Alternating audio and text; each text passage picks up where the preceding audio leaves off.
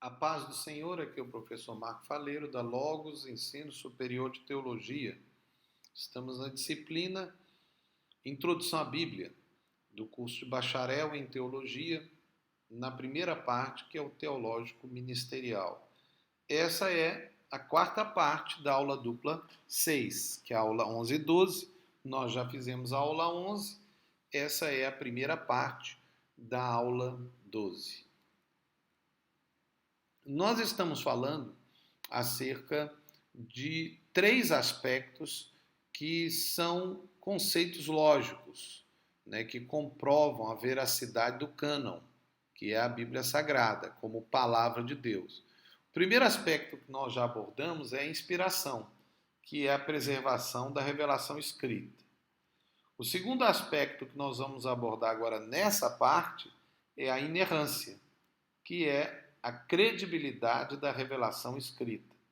Por último, numa próxima parte, nós vamos abordar a autoridade, que é o poder da revelação escrita. Nós já então falamos acerca de inspiração, eu espero que vocês tenham compreendido, tenham estudado inclusive as teorias, né, e guardado elas. E agora então nós vamos abordar o aspecto da inerrância. A inerrância é a credibilidade da revelação escrita. A Bíblia é uma revelação escrita. Ela é antrópica, feita através de letras, que são símbolos, né, que transmitem o pensamento, as palavras, né, que foram faladas pelos escritores. Mas tem um aspecto fundamental na Bíblia. Esse aspecto que traz credibilidade é a questão da inerrância. Mas o que é a inerrância? Eu acho que até pela própria terminologia em si você já deve saber o que é inerrância. Mas inerrância basicamente é: se Deus não erra, então a Bíblia não pode errar. Se houver qualquer erro na Bíblia, a Bíblia então não pode ser a palavra de Deus. No mínimo, provaria que a Bíblia contém a palavra de Deus, né? Seria o ambiente da teologia liberal, que muitos, para eles não querem saber. Não, a Bíblia não é totalmente a verdade. Isso é um liberal falando, tá? Somos nós, não.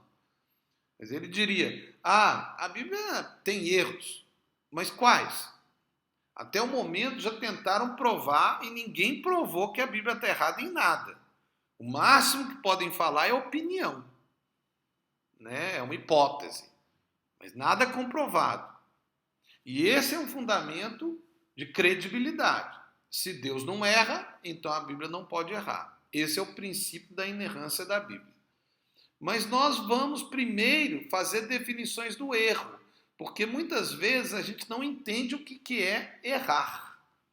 E às vezes a gente considera algo que é errado, não é errado. Veja, primeiro, a Bíblia não pode errar no que é afirmado ou declarado. Não é o que é apenas registrado. Às vezes pode haver um registro errado porque o autor viu errado, ou porque ele interpretou errado, ou porque nós interpretamos errado. Mas no que ela afirma, principalmente a nível quando ela afirma que é a verdade, né? Porque pode ser falado alguma coisa que alguém falou dentro da Bíblia e não é a verdade. Mas se a Bíblia afirma que é, então ela não pode errar. Muitas declarações falsas são registradas, como, por exemplo, palavras de ímpios ou até a palavra do diabo, o que demonstra que existem erros, mas não como afirmação, como registro. Na verdade é o seguinte, tem gente que vai virar, pegar a Bíblia e falar assim, o diabo disse. Ué, mas o que o diabo disse é verdade? Não, o diabo só fala mentira. Ué, mas a Bíblia diz que o diabo disse. Então, a Bíblia disse exatamente o que o diabo disse. Então, a Bíblia não mentiu. A Bíblia falou o que o diabo falou. Agora, o que o diabo falou é mentira. Então, a Bíblia mentiu? Não. A Bíblia só falou o que ele falou, para mostrar que o que ele falou é mentira. Então, a Bíblia não mentiu. Ela falou a verdade acerca do que ele falou. Agora, eu não vou pegar a palavra dele e considerar que é a palavra de Deus no sentido de que é a verdade. Agora, aquele escrito em que tem a palavra do diabo é a palavra de Deus? É. Porque é Deus falando o que ele falou. Só isso. Não é que o que ele falou é a palavra de Deus, mas é o que Deus falou que ele falou. Por isso que não tem erro. O terceiro ponto é: a Bíblia não pode errar dentro do ambiente cultural e histórico apresentado no registro. Nesse caso, a história e a analogia usada, não o fato histórico. Né? Então, a Bíblia não pode errar quando ela fala uma coisa. Por exemplo, se a Bíblia falasse lá no livro de Gênesis que alguém consultou no Google a informação, seria uma mentira, porque naquela época não existia computador. Mas a Bíblia, quando a Bíblia fala de ferro, dos carros, ele não está falando de carro do dia de hoje. Está falando de carro que é uma carruagem, que era chamado de carro. Né? Não fala de motor, nem nada disso. Isso aí, então tem que se entender o que é erro. Então tem gente que começa a fazer uma interpretação louca, fora do contexto. Né? E começa a dizer que é um erro da Bíblia. Não é. Não é um erro da Bíblia, é um erro da pessoa que não conhece, que tem ignorância acerca do assunto. E que quer, às vezes, falar uma coisa que ele não sabe. Quarto ponto é: a Bíblia não pode errar considerando o propósito para o qual foram escritas. Por exemplo, a exatidão não é necessária para a compreensão do propósito do escrito. Por exemplo, foram 10.000 mortos ou 9.945 mortos. Quando a pessoa, muitas vezes, nós falamos assim, tinha lá umas 10 pessoas. Aí quando você vai contar, não, você mentiu, tinha 9. Falo, não, você entendeu, eu estou querendo dizer que tinha uns 10. Então é mais ou menos isso que acontece às vezes na Bíblia. Às vezes fala, lá tinha 10.000, mas não era 10.000, era 9.945. Então descobriu um erro na Bíblia. Não, você não descobriu erro nenhum na Bíblia. Você tem que entender o propósito para ser escrito. Isso qualquer um faz, ninguém está mentindo quando dá uma ideia do que era. Não é exato, determinado exatamente. Ainda dentro da definição, nós temos a Bíblia não pode errar, considerando que a linguagem é fenomenológica, não científica.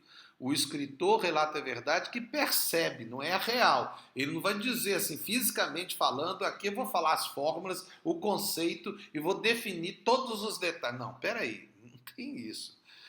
Ele está falando de algo que ele está vendo. E o que ele está vendo é exatamente o que ele está falando, ele não está mentindo. Agora, pode ser que ele não percebeu. Eu sempre utilizo, não dá para mostrar aqui para você, a ideia de um cubo. Se você pegar um cubo com cores diferentes e colocar na frente de uma pessoa, às vezes aquilo que a pessoa vê na frente dela, vamos ver que seja um vermelho. Mas o que você vê é o azul. Aí você vira para a pessoa e pergunta, que cor é esse cubo? Ela fala, vermelho. Fala, não, é azul. Não, é vermelho, eu estou vendo vermelho, mas eu estou vendo azul. Então significa só o quê? Que os dois estão mentindo? Não, os dois estão falando a verdade. Ele está vendo vermelho, porque é o que ele vê. E você está vendo azul, porque é o que você vê. Mas a verdade, ela é assim. Você vê uma parte, eu vejo outra. Então, é mentira falar o que você vê? Não, é a verdade. A Bíblia acontece isso. Às vezes o escritor está falando uma parte da verdade, não de toda a verdade. Então a verdade é vermelha e azul. E talvez também do lado seja branca, e da outra preta, e em cima seja verde, e embaixo seja qualquer outra cor, rosa, seja o que for. Não importa. É a perspectiva de quem vê. Então é isso que você tem que considerar quando se considera o erro. O sexto ponto é: a Bíblia não pode errar, considerando que o homem não tem as informações plenas de toda a verdade científica, histórica e fenomenológica. Veja, é exatamente o que eu falei. Nós só falamos pela nossa perspectiva, o escritor também, por isso que é uma mensagem antrópica. Né? Não se consegue falar tudo, só Deus consegue, nenhum homem consegue, nenhum escrito humano antrópico vai conseguir. Apesar de que alguns falam, afirmam, que lá na Bíblia tem um código que tem muito mais coisas misteriosas. Os rabinos, por exemplo, na sua hermenêutica, consideravam isso. E aí teria mistérios, até nas letras, até nos sons das letras, né? Até a pronúncia das palavras poderia determinar alguma verdade. Mas isso é um pouco perigoso, podemos entrar no ambiente da cabala, né? Que foi um misticismo, uma feitiçaria mesmo. Né?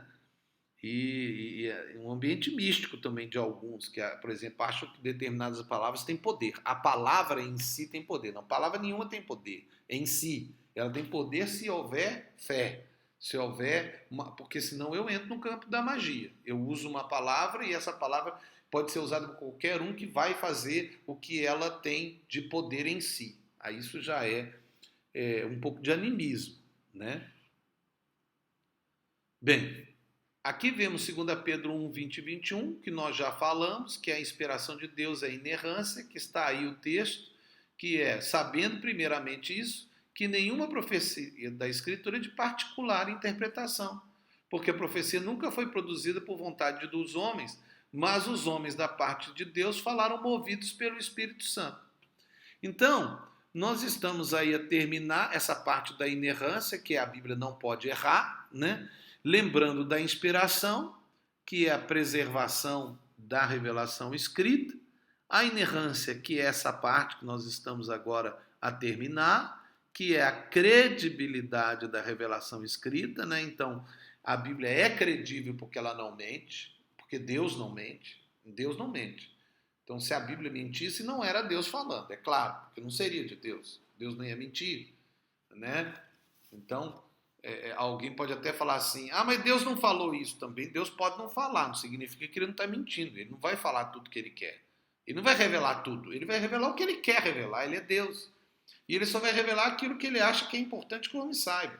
É verdade que lá na eternidade, provavelmente nós vamos saber muito mais, porque Deus sabe muito mais, ele sabe toda a verdade. Na verdade, ele é a própria verdade, como Jesus disse, eu sou o caminho, a verdade e a vida. Agora, o terceiro ponto é a autoridade, que nós vamos falar na próxima parte, que é o poder da revelação escrita. Então, esses três aspectos, eu estou repetindo, porque você precisa de saber, tá? Inspiração, inerrância e autoridade. E se for perguntado, o que é inspiração? É a preservação da revelação escrita. Só é preservado porque foi inspirada por Deus e continua a ser inspirada por Deus. Porque quem lê só compreende se o Espírito Santo revelar a ele as palavras que ele falou a nós.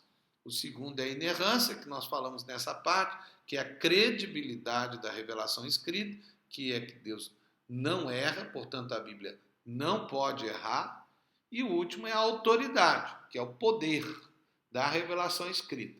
Então nós deixamos esses três aspectos para vocês, sabendo que vocês, como alunos de teologia, né, já estão se tornando teólogos, né? Vocês vão gastar um pouco mais de tempo. Vocês não só vão ver esses vídeos, aula, né, que são AVAs, vídeos apresentações, né? Mas vocês vão estudar também, assim, no sentido de ler o seu fascículo, né? Esse material todo está no fascículo, então leia o seu fascículo, gaste tempo lendo ele. Inclusive tem um fascículo de exercícios, né? Que é um complementar aí com você. Você deve também fazer os exercícios e ler. E também todo o material. Inclusive é bom lembrar que você deve entregar, ou até já tem entregue, né? Veja o seu plano avaliativo, né? O seu trabalho individual e a resenha, né? Que são daqueles materiais. Além de você também ter que ver aqueles vídeos, né? Que são obrigatórios. Então, se você não está lembrado, veja lá o primeiro AVA, né? As primeiras aulas que nós demos, nós falamos bem claramente todos os detalhes. Ou então pegue seu plano avaliativo que está lá. Ou então pergunte ao seu assessor, né? Ou ao seu professor, pergunte através dos canais que a Logos tiver, seja o WhatsApp, seja o site, seja o que for, o e-mail, né? Inclusive você deve ter o WhatsApp, deve ter o e-mail, é obrigatório, todos os alunos têm que ter, tá? Então que Deus abençoe. Aqui é o professor Marco Faleiro, da Logos Ensino Superior de Teologia, na disciplina Introdução à Bíblia. E seja feliz, mas faça alguém feliz. Em nome de Jesus. Amém.